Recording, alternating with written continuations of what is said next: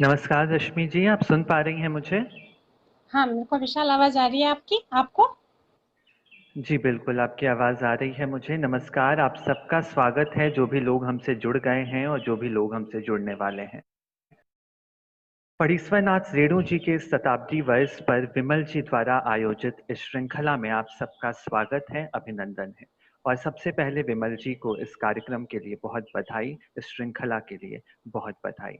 अब तक हमने बहुत सारे बुद्धिजीवियों को रेणु जी पर बोलते सुना, कहते सुना, उनके विचारों को सुना। हिंदी साहित्य रेणु जी के बिना अधूरा है और अधूरा रहेगा। इसी श्रृंखला में आज हमारे साथ बातचीत करने के लिए चर्चित आलोचक डॉक्टर रश्मि रावत जी मौजूद हैं। डॉक्टर रश्मि रावत जी कई प्रतिष्ठित पत्र पत्रिकाओं के लिए नियमित कॉलम लिखती हैं और दिल्ली विश्वविद्यालय में पढ़ाती भी हैं। बहुत बहुत स्वागत है रश्मि जी। आज मैं और रश्मि जी मैलांचल और दीर्घ तपा जैसे उपन्यास के स्त्री पात्रों पर बातचीत करेंगे। बहुत स्वागत है रश्मि जी आपका एक बार फिर से। धन्यवाद विशाल जी, आपका भी स्वागत है। ये एक शोध अध्येता हैं और एक काफ़ी मशहूर एंकर हैं, इनको रेडियो जॉकी के लिए पिछले साल पुरस्कार भी मिला है। बाकी हम लोग अपनी बात ही शुरू करते हैं। रश्मि जी, जिस तरह से हम उपन्यासों की बात करें अगर, तो मैला आंचल और दीर्घ तपा दोनों एक ऐसे उपन्यास जो बिहार के पूर्णिया जिले की कथा है, वहाँ का कथानक है। मैला आंचल की अगर बात करूं तो दलित और सवर्ण दो जातियां हैं वहाँ पे, दोनों का संघर्ष है। लेकिन एक ऐसे भारत की, एक आज़ादी के बाद के एक ऐसे भारत की बात की गई है जिस भारत माता का आंचल आज भी मैला हुआ है। आज भी वहाँ गरीबी है, आज भी वहाँ भ्रष्टाचार है, आज भी वहाँ शोषण है, आज भी कई महामारियां हैं। हम लोग भी आज इस वक्त में एक महामारी से जूझ रहे हैं। रश्मि जी, चाहूंगा आप अपने विचार मैलांचल पर रखें, उनके पात्रों पे रखें, विशेषकर स्त्री पात्रों पर। रश्मि जी। रेणु जी की अधिकतर ही रचनाएं, मतलब अगर मुझे उन्हें जबरदस्ती कोई वाद बोलना हो तो मैं उन्हें जीवनवादी ही कहना चाहूंगी। इतने मुकम्मल ढंग से जीवन उसमें आता है कि शायद ही कहने को वो आंचलिक हैं कि एक छोटी सी जगह के आधार पे लिखे गए हैं, लेकिन जीवन की जितनी ध्वनियां हो सकती हैं वो इस तरीके से वहां आती है कि हम मतलब अपने अपने युग की धड़कन या किसी भी भूगोल की कोई ना कोई धड़कन हम वहां सुन ही सकते हैं। जैसे अभी मैं पढ़ रही थी मैला आंचल, तो सबसे पहले जिस गांव की वो कहानी कह रहा है, मेरीगंज की, तो सबसे पहले मेरे दिमाग में ये बात आया कि आप ये देखिए कि हम बात भी आज स्त्री पात्रों पे करने वाले हैं। नाम मेरीगंज है। मेरीगंज नाम मैरी के नाम के आधार पे पड़ा है, जिसका सिर्फ एक पेज में वर्णन है, पर नाम तो मेरीगंज है।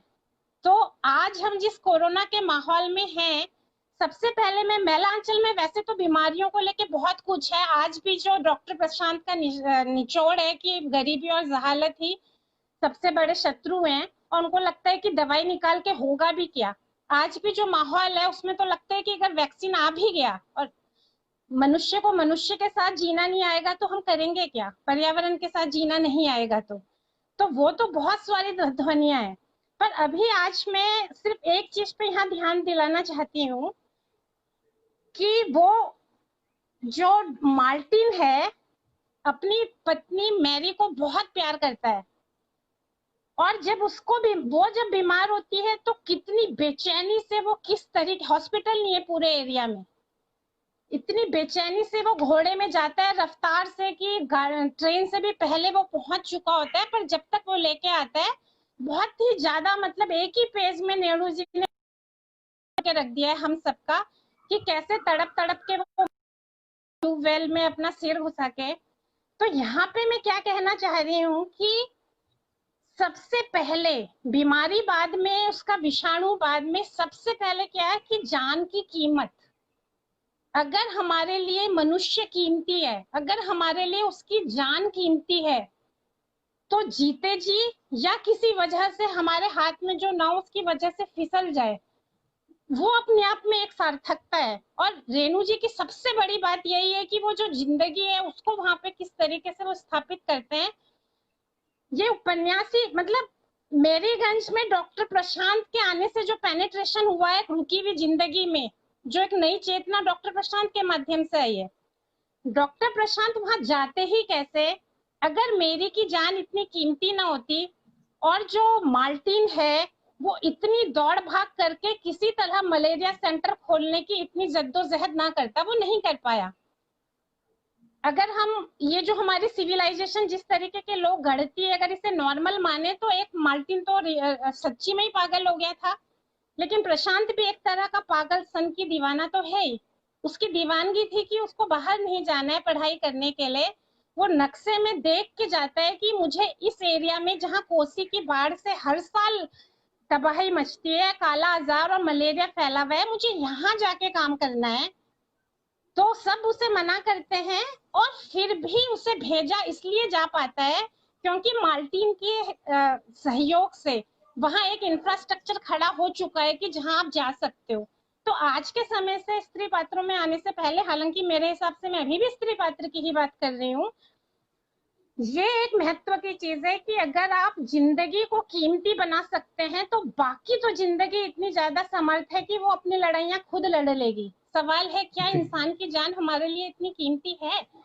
वो रेणु जी स्टैब्लिश करते हैं जो मार्टिन के लिए मेरी थी।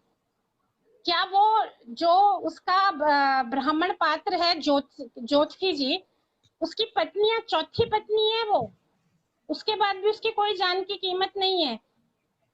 डॉक्टर आएगा वो बच जाएगी, कोई बीमारी नहीं है उसे, लेकिन एक पराये मर्द का छूना उसकी मौत, उसकी जिंदगी से ज्यादा खराब है, इसीलिए मर रही है ना। तो ये जो जान की जी कीमत बिल्कुल। इस्टेब्लिश करना, ये आज भी हम उस तरह से नहीं कर पाए। तो मैं रेणु जी को अगर कहना, मतलब सबसे ज्यादा बड़ी बात उनकी ये है, तो मैंने आज के समय से जोड़ते हुए कि आज भी हमारी यही जरूरत है। जैसे हम अगर अगर हम कोई चिकित्सा या मेडिकल की कोई अवेयरनेस भी ब्रेस्ट कैंसर जैसी भी कोई फैलाए ना, तो उसमें सबसे पहला हिस्सा ये होना चाहिए कि पहले हम ये स्टैब्लिश कर पाए कि स्त्री की जान बहुत कीमती है। एक बार में कोरोना के बारे में एक बात जो मेरे दिमाग में आती है, स्त्री पात्रों की मैं बात कर रही हूँ कि क्या हर वो चीज स्त्री के काम की होती है? जरूरी नहीं है कि आप सिर्फ पैट्रियार्की की बात करेंगे या प्रतिरोध की मुद्रा में बात करेंगे। हर वो चीज स्त्री के काम की है जो समाज में उसकी वैल्यू बढ़ा रही।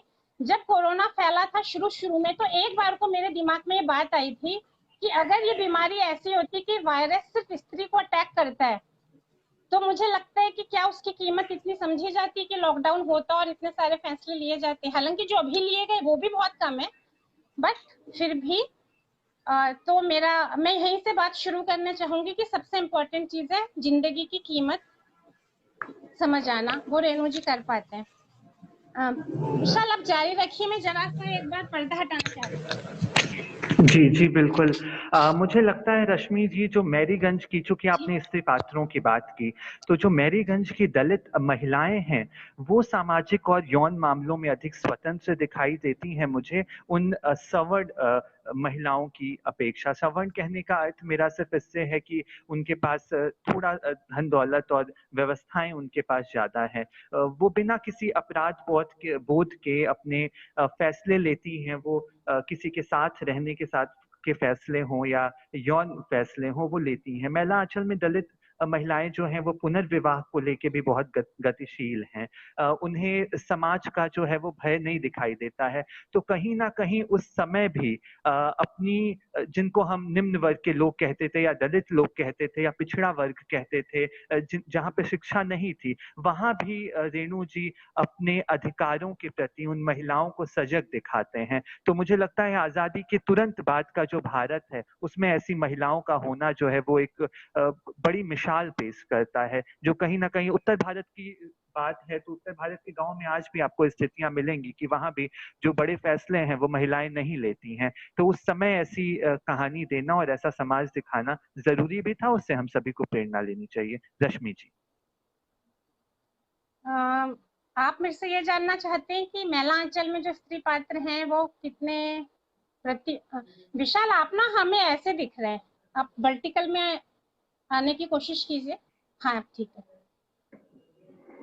देखिए जो महिला अंचल के स्त्री पात्र हैं उनमें जो अगर जो टाइम इसमें लिया गया है लगभग ये 47 तक ही तो है, 42 से 47 के आसपास का जो इसका टाइम पीरियड है, उसके हिसाब से तो वो काफी गतिशील चरित्र हैं। फिर भी अगर हम उनके कहानी के मुकाबले देखें तो कभी कभी ऐसी फीलिंग आती है कि वो सशक्त पात्र नहीं है। उन पात्रों पे मैं जी बाद में बात करूंगी। मैं थोड़ी सी पहले व्यवस्था की बात करूं कि मैला आंचल में रेणु जी ने किया किया है कि एकदम वही मैंने जो बोला कि मुझे ऐसी फीलिंग आती है कि जैसे एकदम धरती पे कान रख के नहीं वो लोग पहचान लेते हैं कि पानी कितना दूर है, वो जो एक लोकल इंटेलेक्ट होती है। तो रेणु जी जी के पास वो संवेदनशील इंद्रियां हैं कि जो ऐसे लगते हैं कि आप एक एक चीज की धड़कन समझ सकते हो।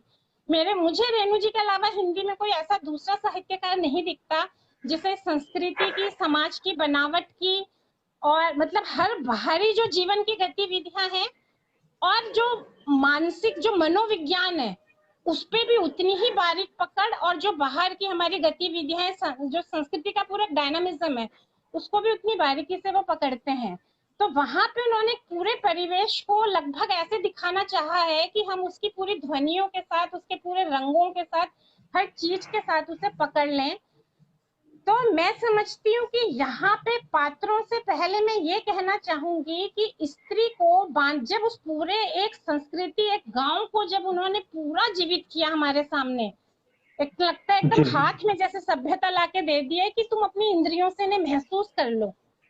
तो बिना शब्दों में मन नहीं कर रहा है, मुझे टेक्निकल जार्गन्स बोलने का मन नहीं कर रहा है कि मैं पेट्रियार्की बोलूं, मैं आइडियोलॉजिकल वर्ड बोलूं, क्योंकि एक धड़कन की तरह हम ये महसूस कर सकते हैं कि स्त्री को बांधने वाले जितने भी इंस्टीट्यूशंस हैं, जितनी संस्थाएं हैं, मैला आंचल उसमें एक बहुत बड़ा क्वेश्चन मार्क लगा देता है।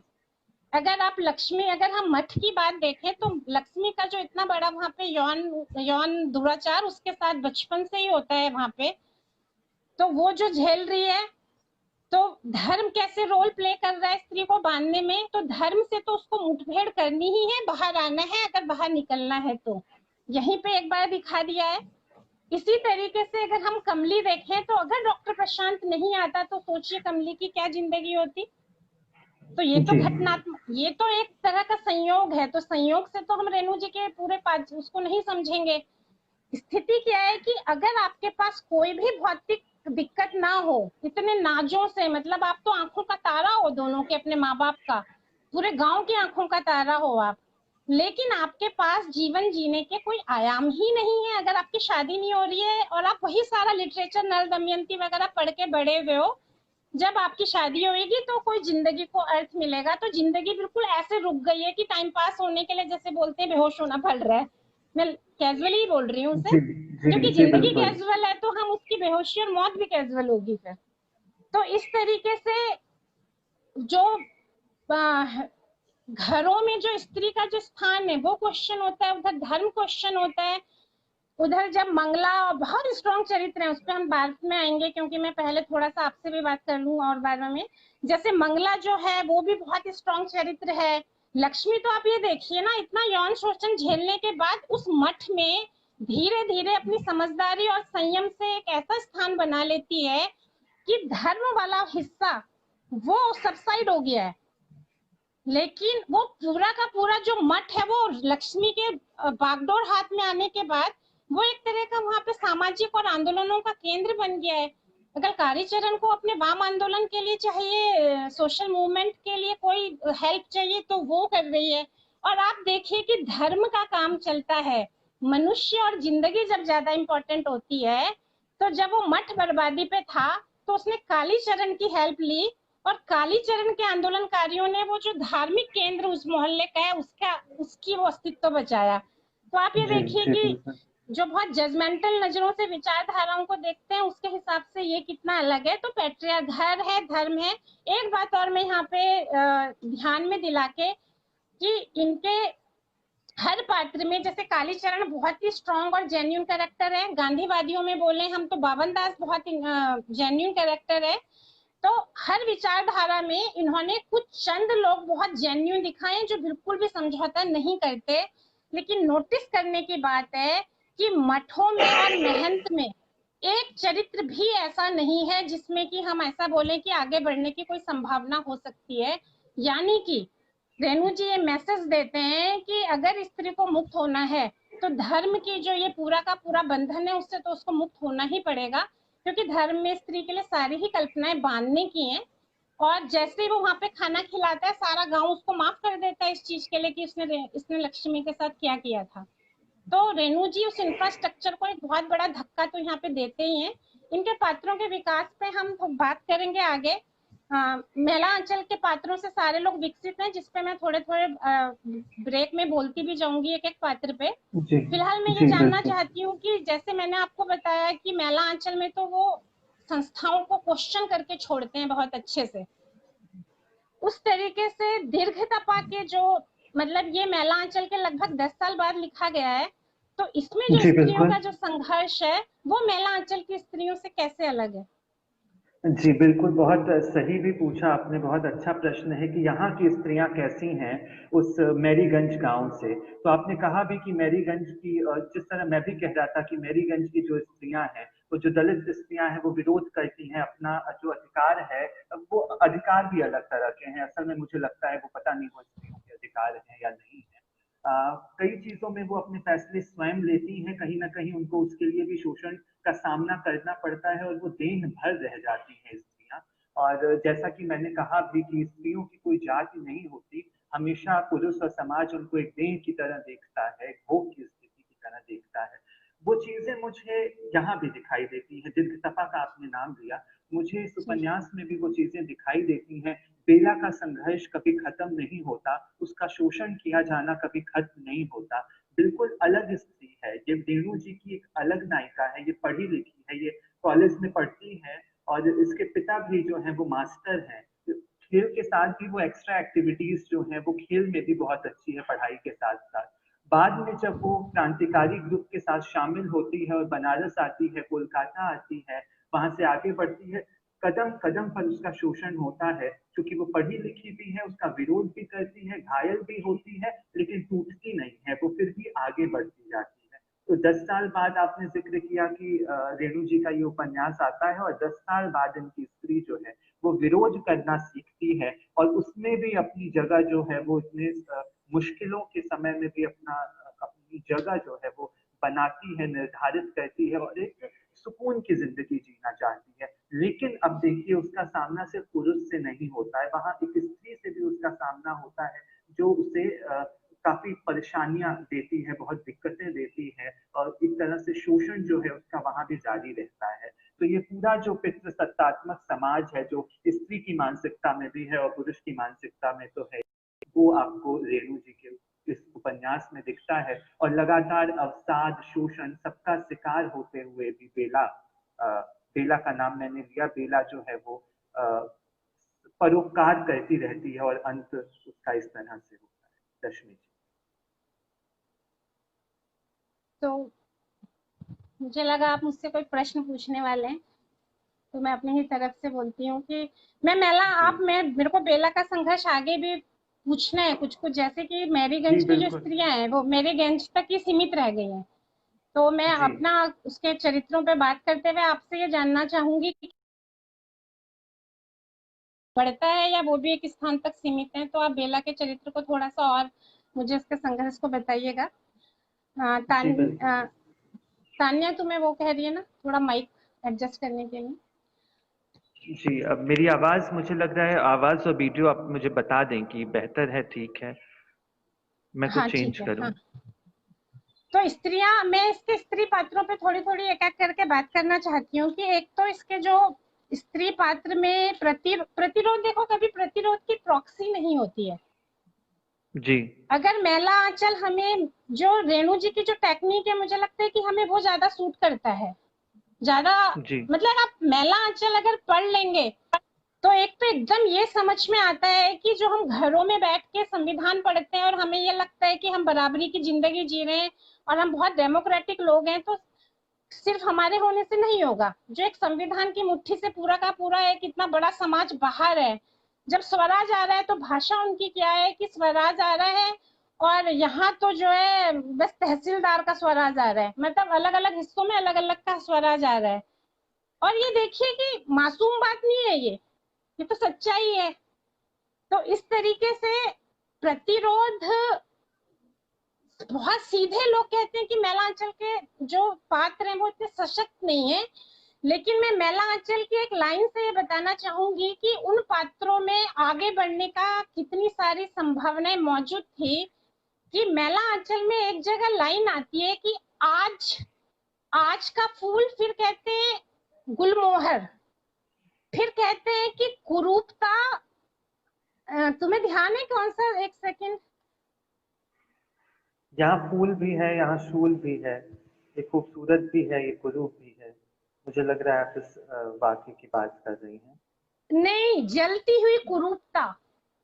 जी। गुलमोहर के लिए जो इनकी इमेजरी है, ये जो उनका बिंब है कि जलती हुई कुरूपता, जो वो किसी, जो ये मैलेपन में जो वो सौंदर्य देख पाए हैं, किस लिए, जब मैलापन इस पूरे की पूरी इस इंटेंशन, इस बहुत गहरी शिद्दत के साथ आप उन कमियों को सामने ला रहे हैं कि इस कुरूपता को अगर एकदम संतुलित और मानवीय आंखों से तुमने देख लिया, और ये जो सौंदर्य की प्यास मैं तुम्हारे अंदर जगा रहा हूँ, अगर वो जग गई सच्ची, तो कुरूपता तो जलेगी ही। कितना बढ़िया ये बिंब है कि जलती हुई कुरूपता।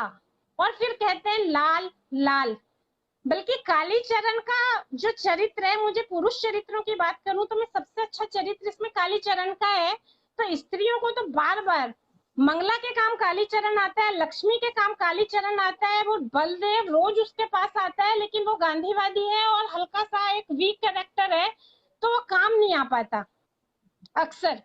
बावन दास का आदर्शवाद इतना ज्यादा है कि अंत में तो वो जिंदगी अपनी नहीं बचा पाता ना। कहते हैं कि एक बावन दास एक तो 1.5 फुट का दिखाया है, और गांधी जी की 13वीं के दिन वो मर गया है, और क्या कह रहा है कि एक कदम में भारत की ईमानदारी नाप ली, दूसरे कदम में पाकिस्तान की।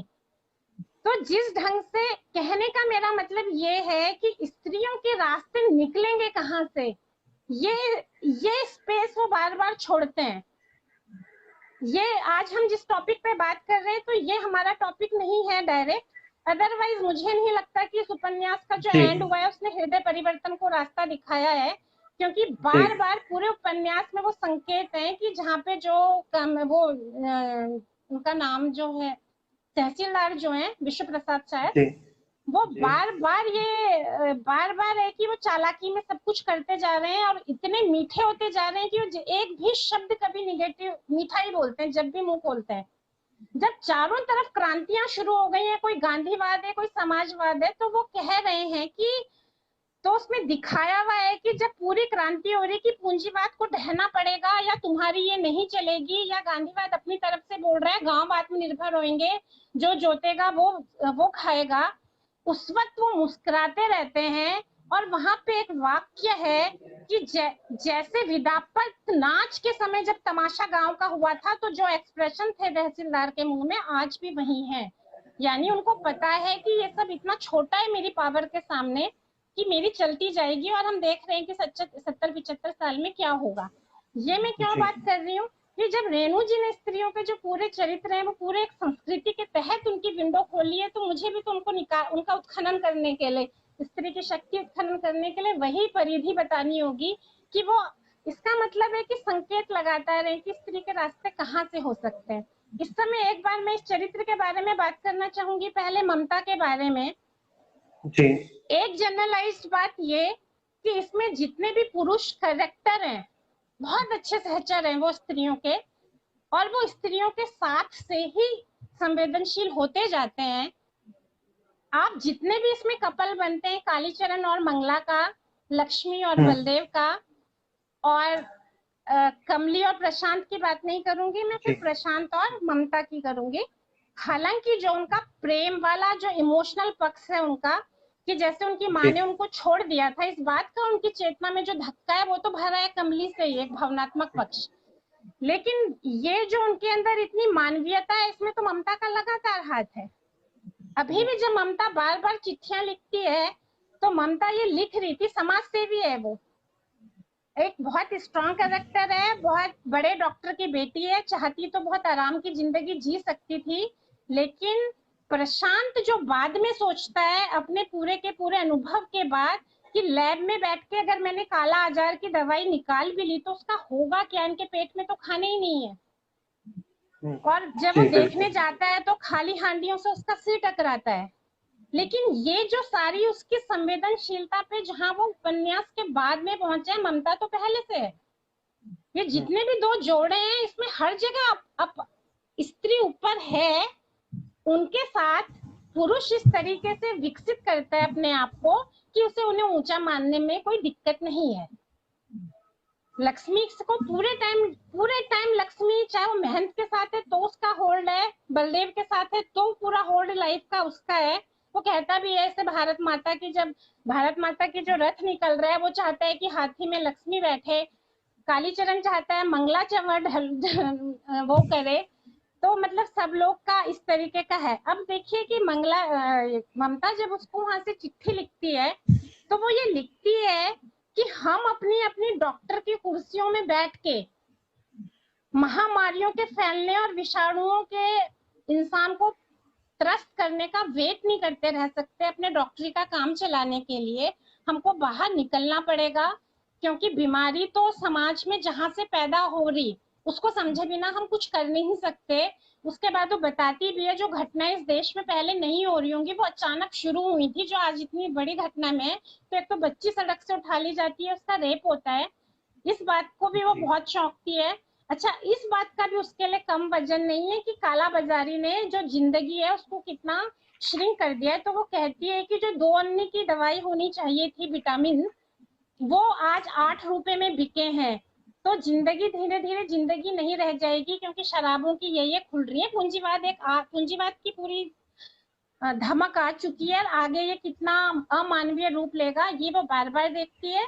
और करेक्टर उस समय पे आप देखिए कि स्वतंत्रता से पहले शादी भी नहीं है उसकी, और समाज सेवा के लिए जो वो एक मल्टी एस्पेक्टेड लाइफ जीती है, जिसमें उसको तरह तरह के समाज सेवियों से और डॉक्टर से और सबसे मिलना पड़ता है। तो उसके बारे में लोगों को, स्त्रियों को ऐसे देखने की आदत नहीं है, उसके बारे में बहुत प्रवाद फैलते हैं, लेकिन उसको उस बात का फर्क नहीं पड़ता। बिल्कुल सेम चीज मंगला के साथ है कि वो गांधीवाद की चरखा मास्टर है, लेकिन उसके साथ भी जब उसको बहुत सारे लोगों से मिलना होता है तो उसके बारे में भी बार बार उल्टा भी कहा जाता है। और वो कहती है कि ऐसा है, स्त्री चाहे देवता के घर भी चले जाए तो निर्वहन नहीं हो सकता, सब उसका शोषण करना चाहते हैं। सिर्फ एकमात्र कालीचरण है जो उसका शोषण तो नहीं ही करता है, बल्कि जो वो पहलवानी के चक्कर में उसकी जो एक शपथ थी कि औरत से 5 हाथ की दूरी बनाना है, जब वो टाइफाइड में बीमार पड़ गई है, बाल झड़ गए हैं, खाना फेंकती है, चिड़चिड़ी हो चुकी है, उस समय वो उसकी सेवा करने के लिए अपनी शपथ तोड़ता है। तो हर जेन्युइन इंसान यहाँ पे स्त्री के साथ एक तो विकसित होता है और ऊपर से उसका पूरा पर्सनल स्पेस देता है। वो घनघोर वो है समाजवादी मार्क्सवादी, लेकिन उसको उसके गांधीवाद और चरखा सेंटर से प्रॉब्लम नहीं है। तो ये इस तरीके से स्त्री पात्र उनके मतलब स्ट्रांग है। और बातें हम आगे करेंगे। अभी आप मुझे थोड़ा सा बेला के चरित्र में या और भी और कोई स्ट्रांग पात्र कोई है और भी स्त्री में तो वो जानना चाहती हूँ। जी जरूर मैं जिक्र करता हूँ बेला और उसके साथ की स्त्रियों का। मैंने जिक्र भी किया कि जो बेला के अलावा जो कुछ स्त्रियां हैं वो कहीं ना कहीं बेला का शोषण स्त्री किया जाता है, सिर्फ पुरुषों के द्वारा नहीं किया जाता। लेखक ने एक जगह रश्मि जी कहा भी कि नारी की स्थिति के संबंध में कि नारी पुरुष के लिए चमड़े का पोर्टफोलियो बैग है, जब चाहता है खोलता है, जब चाहता है बंद कर देता है। लेकिन बेला तर्क करती है, वो जब चाहे उसे बंद किया या खोला नहीं जाता, और तर्क करने वाली स्त्रियां जो हैं वो पुरुष को या समाज को पसंद नहीं होती। वहीं पे उपन्यास का एक और पात्र है बागे, जो श्रीमती आनंद, जिसका मैंने जिक्र किया था कि शोषण करती हैं जो बेला का। तो जो बागे हैं वो कहते हैं, आनंद के चरित्र को स्पष्ट करते हुए वो कहते हैं कि तुम, इस सेंटेंस है उपन्यास का, मैं आपको बताऊं कि क्या है ये औरत का ये कौन सा रूप है, उस बुढ़े को छोड़कर अब यह मुझे फंसाना चाहती है। कुंती देवी और रुक्मणी तो भोली भाली लड़कियों को खासकर पूंजीपतियों को सप्लाई करती रहती हैं। स्त्री की दशा इतनी गिर गई है, इसका अनुमान भी लेखक इन्हीं शब्दों में देता है। ये उपन्यास के शब्द हैं कि तेरी दुर्गति अभी बाकी है।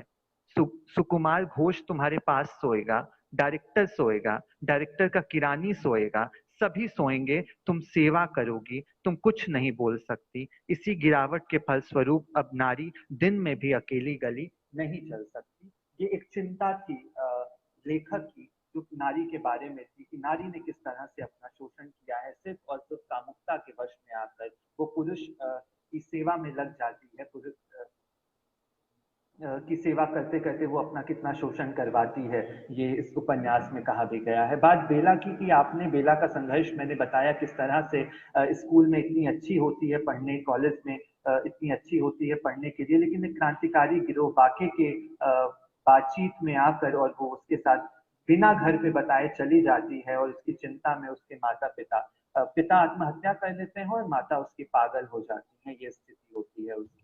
जब कलकत्ता जाने के बाद बाकी के साथ वो पत्नी बन के उसके साथ रहती है, तब भी उसका शोषण होता है। बाकी के जो मित्र होते हैं वो भी बाकी के इशारों को समझकर, मौन इशारों को समझकर, मौन स्वीकृति को समझकर बेला का शोषण करते हैं। उसके बाद फिर बेला घायल होती है, खड़ी होती है, भागती है एक नई जिंदगी की तलाश में, और वो कलकत्ता पहुंचती है। कलकत्ता जाने के बाद भी उसकी मुश्किलें खत्म नहीं होती हैं, लेकिन एक विमेंस वेलफेयर सोसाइटी के वो सदस्य बनती है और वहां काम करना शुरू करती है। जब वहां पे वो काम करना शुरू कर देती है तो वहां भी मुश्किलें हैं। लोग स्त्री स्त्री का शोषण, जैसे मैंने कहा, करती है।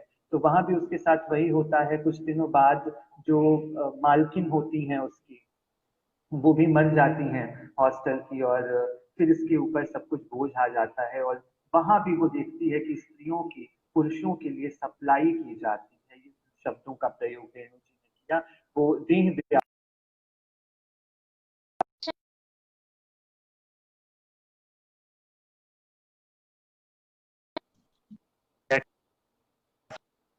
हम्म।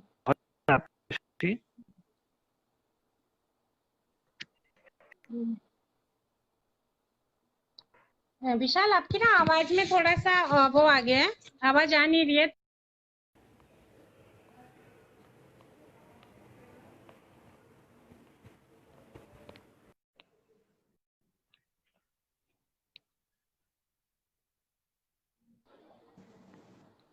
विशाल, मैं कंटिन्यू रखूं, आपकी बात कंप्लीट करोगे आप? जी जी, अभी आवाज आ रही है आपको मेरी? हाँ, आ रही है, बोलिए। जी। मैं बस इतना ही कहना चाहता था कि बेला का जो संघर्ष है उसके बाद भी खत्म नहीं होता है, और वो कलकत्ता में भी उसके साथ शोषण होता है। और जो मिसेज आनंद रहती हैं, जो लड़कियों की सप्लाई किया करती हैं, देह व्यापार करती हैं, उनका ट्रांसपोर्ट का बिजनेस रहता है, जिसके लिए कई अधिकारियों को खुश करने के लिए भी वो स्वयं का भी शोषण करवाती हैं। और इस तरह से जो है वो स्त्री शोषण इस दीर्घतपा उपन्यास में आगे दिखाई देता रहता है। कई बार ऐसा होता है कि अंत में होता है, मैं आपको बस बेला का एक संघर्ष यहाँ पे बता के खत्म करूंगा, कि जब भ्रष्टाचार का आरोप बेला पर लगता है तो बेला उन आरोपों को नकार नहीं पाती है, उस सिद्ध नहीं कर पाती है कि वो आरोप गलत हैं, और बाद में वो दो लड़कियों को, अपने गांव की दो लड़कियों को बचाने के लिए परोपकार करते हुए वो सजा मान लेती है कोर्ट के द्वारा, और इस तरह परोपकार करते हुए वो उसका अंत होता है। रश्मि जी। मैं यहाँ पे, जब आप कट गया था तो दिमाग में चल रहा था, तो मैं उधर से कंटिन्यू करती हूँ।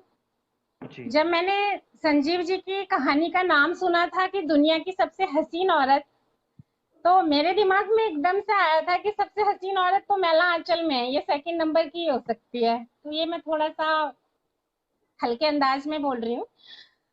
संथालों का जो वर्णन है, पहली बात तो मेरे ख्याल से हिंदी साहित्य में पहली बार संथाल आया है, और बिरसा मुंडा का बेटा वहां आते हुए दिखाई देता है। संथाल औरतों का जो सौंदर्य है, कैसे उसी, और संथाल औरतों के सौंदर्य के कॉन्टेक्स्ट में ही गुलमोहर आया है। जल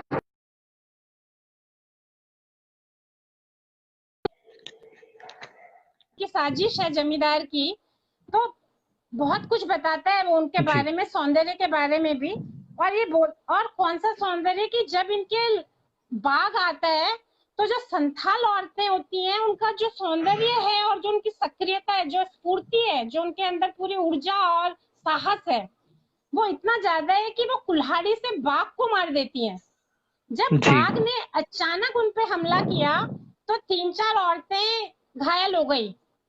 तो वो आई इनके पास, तो उसको बहुत उसमें काम करना पड़ा घाव में, और वो खिलखिला के हंस रही थी।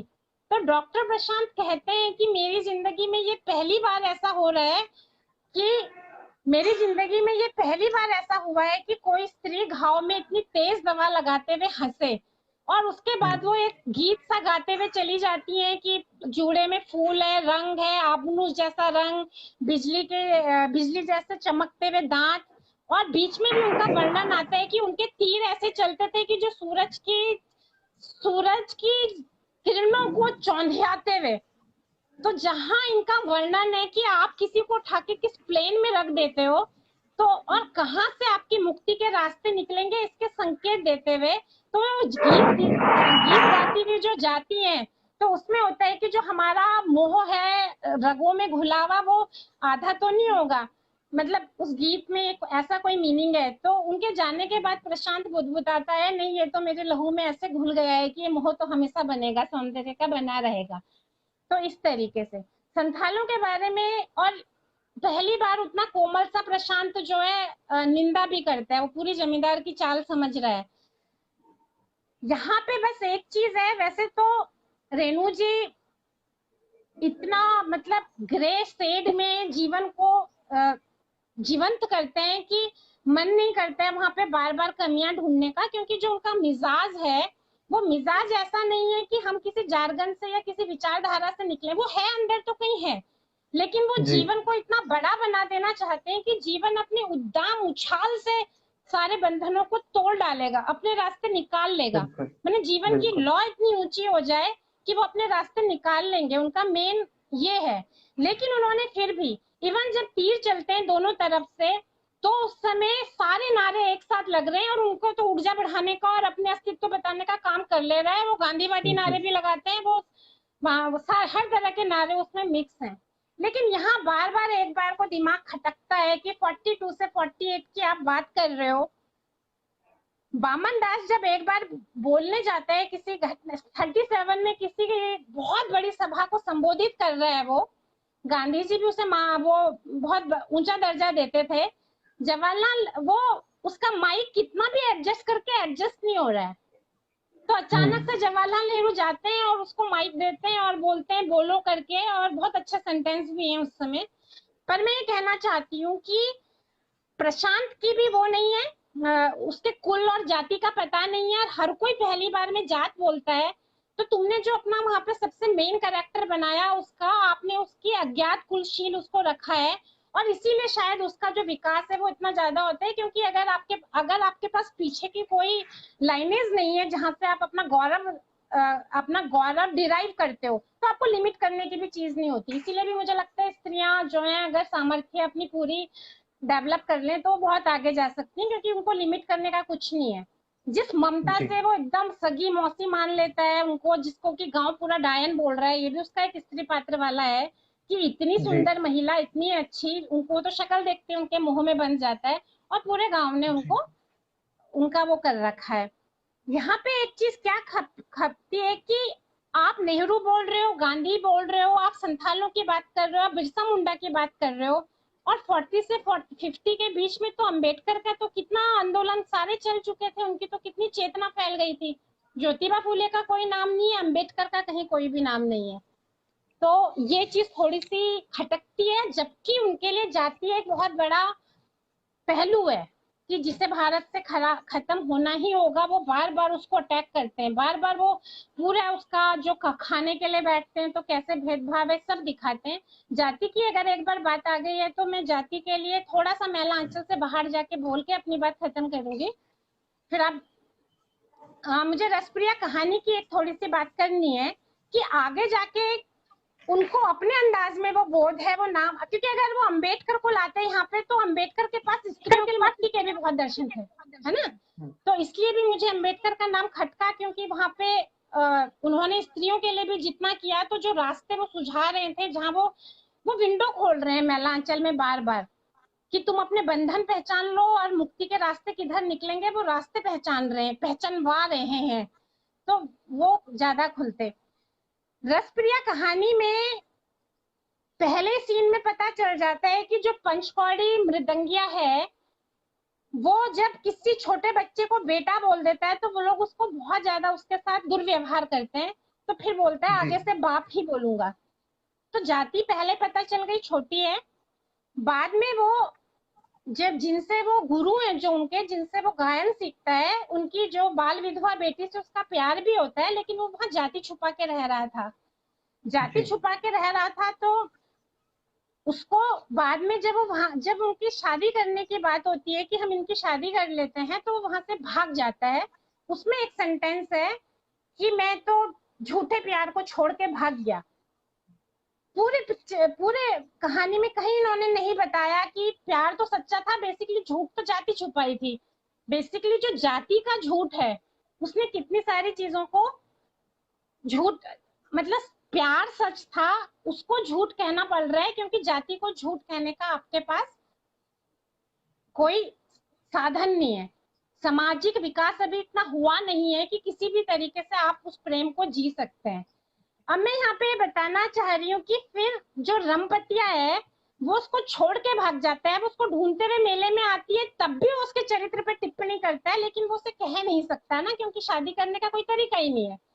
अब इतने टाइम बाद एक बच्चा जो 12 साल का मोहन आया है, ये सबके इसमें विवाद है। मेरे हिसाब से बायोलॉजिकली नंदू का बच्चा है, क्योंकि बाद में इसकी कोसी में सारा रमपतिया का घर बह गया है, उसके पिता भी नहीं है।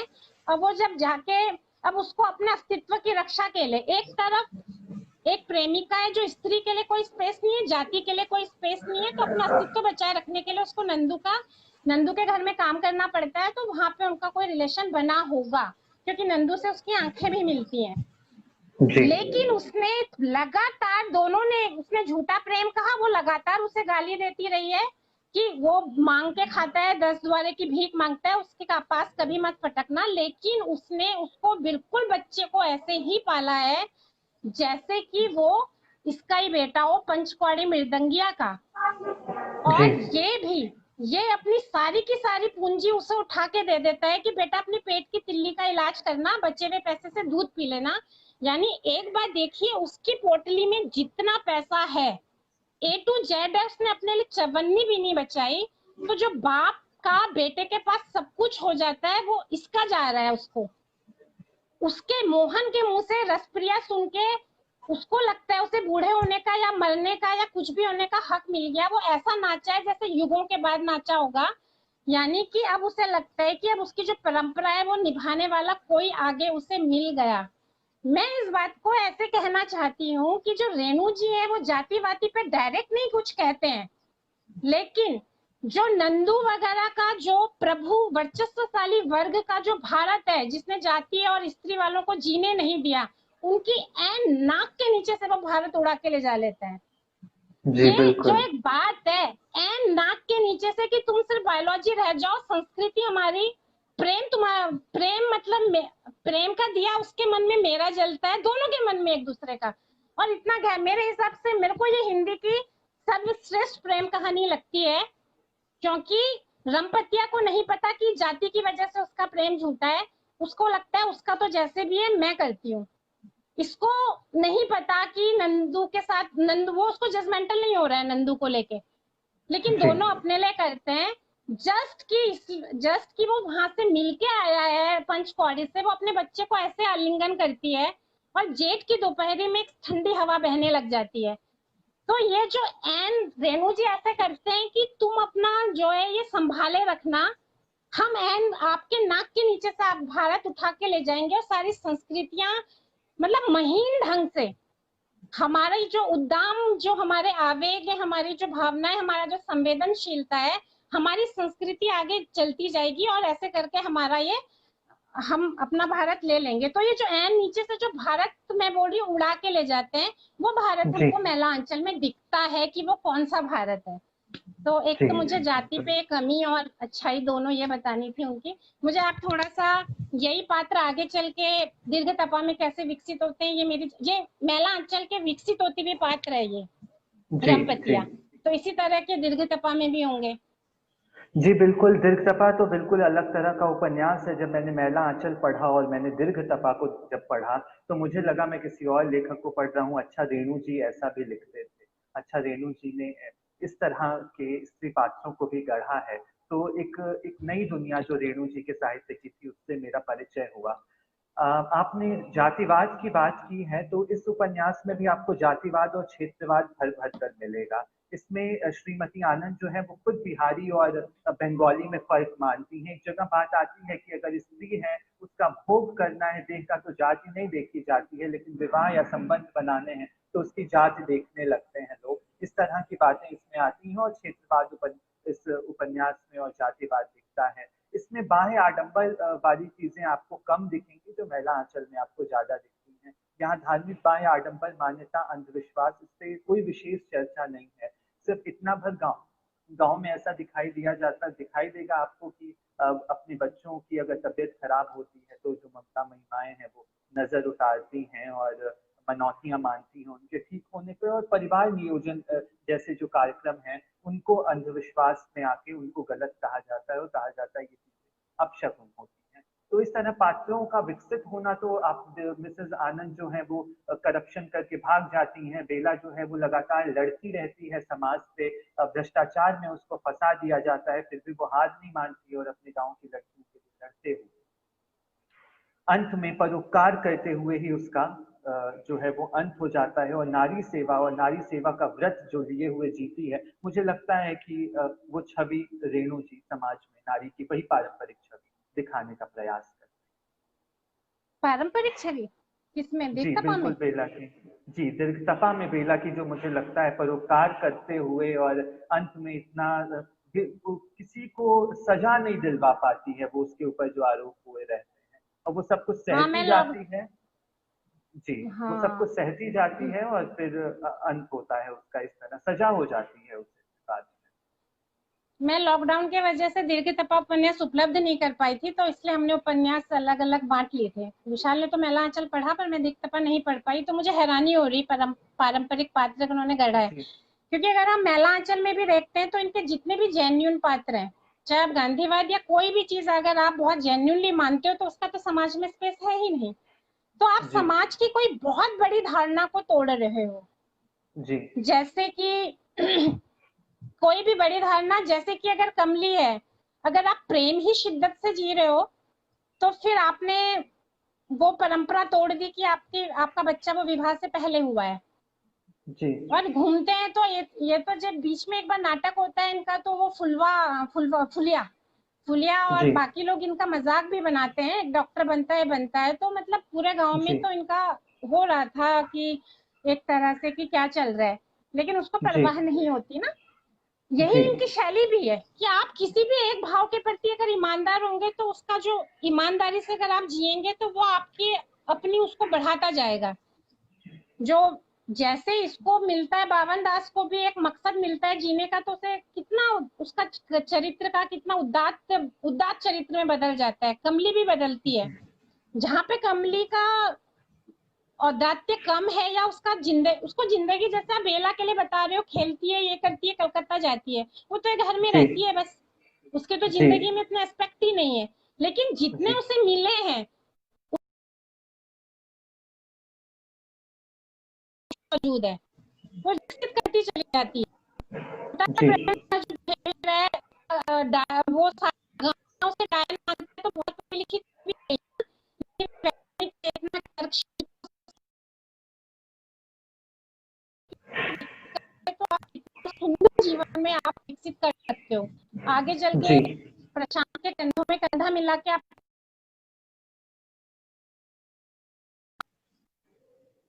जी तो मुझे लगता है कि ये जो स्त्री पात्र गढ़े हैं नहीं हुई हैं और किसी भी ऐसी समस्याओं का प्रासंगिक रहना ये समाज के लिए बिल्कुल अच्छा नहीं है। एक बार फिर इस श्रृंखला के लिए विमल जी को बधाई और शुभकामनाएं। आप सब हमसे जुड़े, रश्मि जी हमसे जुड़ी, आप सबका बहुत बहुत आभार एक बार फिर से।